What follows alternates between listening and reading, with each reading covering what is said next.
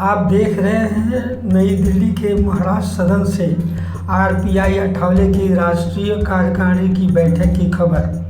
अब खबर विस्तार से।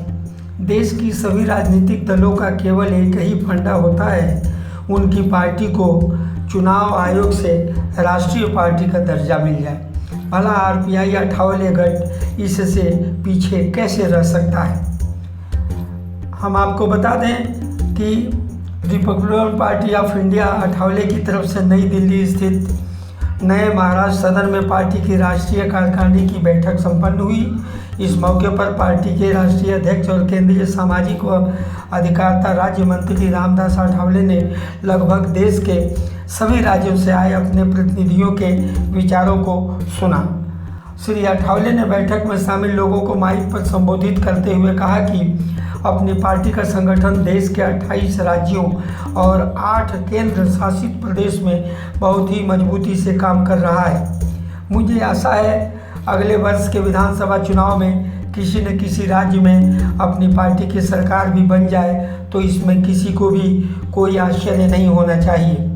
उन्होंने मतदान का प्रतिशत बढ़ाकर पार्टी को राष्ट्रीय पार्टी का दर्जा दिलाने का अपने संकल्प को फिर से दोहराया। केंद्रीय मंत्रिमंडल में अपना 10 साल पूरा करने पर आगामी 14 अगस्त को मुंबई के यशवंतराव चौहान ऑडिटोरियम में पार्टी की मुंबई इकाई की तरफ से आयोजित सम्मान समारोह की भी जानकारी लोगों को दी।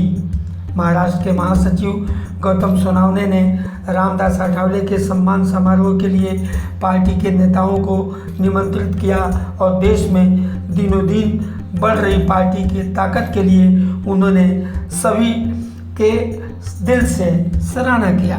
इस बैठक में राष्ट्रीय उपाध्यक्ष काका साहब खंबालकर, राष्ट्रीय उपाध्यक्ष संजय सिंह, महिला की राष्ट्रीय अध्यक्षा सीमाताई अठावले, राष्ट्रीय महासचिव अविनेश महातेकर, राष्ट्रीय सचिव दयाल बहादुरे, महाराष्ट्र युवक अध्यक्ष पप्पू कागदे के अलावा पार्टी के तमाम प्रतिनिधि और राष्ट्रीय कार्यकारिणी की बैठक में शामिल रहे। अब हम आपको रामदास अठावले और सीमाताई अठावले के अलावा गौतम सोनवने के विचारों को सुनवा रहे हैं। नमस्कार। नई दिल्ली से डीआरवी न्यूज़ चैनल के लिए मुंबई के वरिष्ठ पत्रकार कपिल देव खरवार की report. Republican party of India के नेशनल एग्जीक्यूटिव कमेटी और हमारे स्टेट के प्रेसिडेंट थे, 28 राज्यों के प्रतिनिधि और 8 केंद्र शासित प्रदेशों के अध्यक्ष आज की मीटिंग में मौजूद थे। और इस मीटिंग ने हमने तय किया है कि रिपब्लिकन पार्टी ऑफ इंडिया के 2 करोड़ में पूरे देश भर में बनाने का उसके साथ साथ जो अगले साल में जो 4 राज्यों के चुनाव आ रहे हैं, उत्तर प्रदेश है, पंजाब है, उत्तराखंड है और मणिपुर है, ऐसे 4 राज्यों के जो चुनाव आ रहे हैं, तो 4 राज्यों के चुनाव में रिपब्लिकन पार्टी अपने कैंडिडेट उतारी और कुछ राज्यों में अपने सीट छोड़ कर लाने का प्रयत्न करेगी।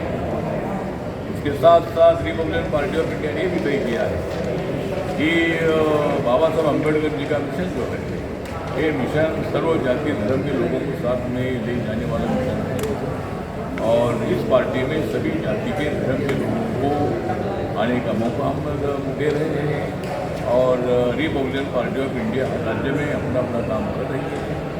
हमने सभी कार्यकर्ताओं को आदेश दिया है, पार्टी स्टेट कमेटी जो है, स्टेट कमेटी नहीं, जिला कमेटी बनानी है, तहसील कमेटी बनानी है, अनेक जिलों में हमारी कमेटियाँ हैं।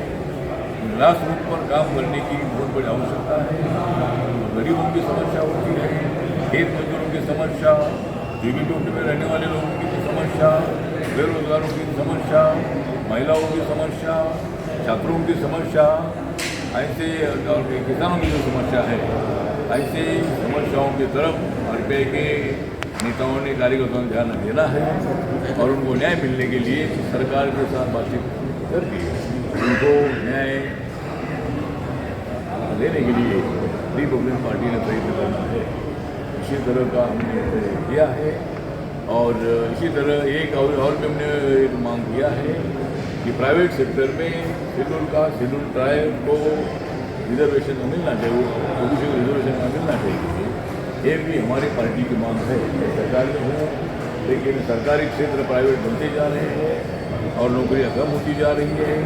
इसीलिए जब माननीय अटल बिहारी वाजपेयी जब प्राइम मिनिस्टर थे तब भी हमने मांग की थी, और जब मनमोहन सिंह की सरकार की तो तब भी हमारी मांग थी। अभी माननीय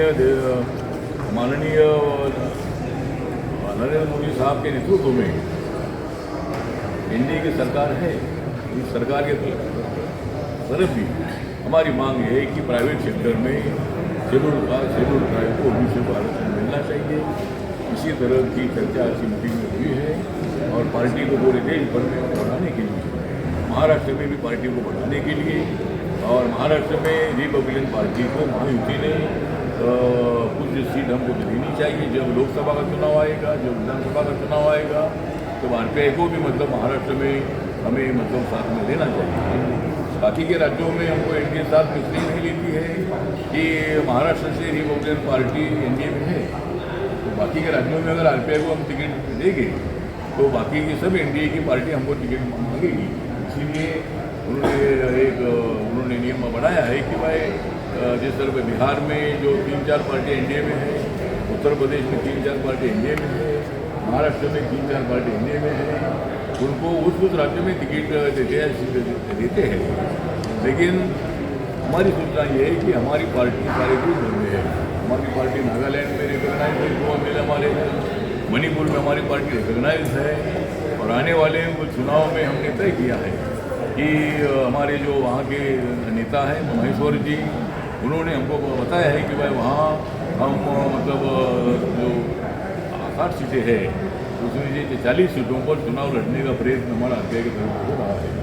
इसी तरह हमारी पार्टी छोटे राज्यों में बढ़ रही है, और इसी तरह पार्टी को बाबा साहब का मिशन सबको न्याय, सबका साथ, सबका विकास, ये नरेंद्र मोदी जी का तो नारा ही है। लेकिन बाबा साहब का नारा ये था कि हर व्यक्ति को न्याय मिलना चाहिए, सामाजिक न्याय मिलना चाहिए, आर्थिक न्याय मिलना चाहिए। उसके लिए हम सब लोग आरपीआई की तरफ काम करते रहेंगे।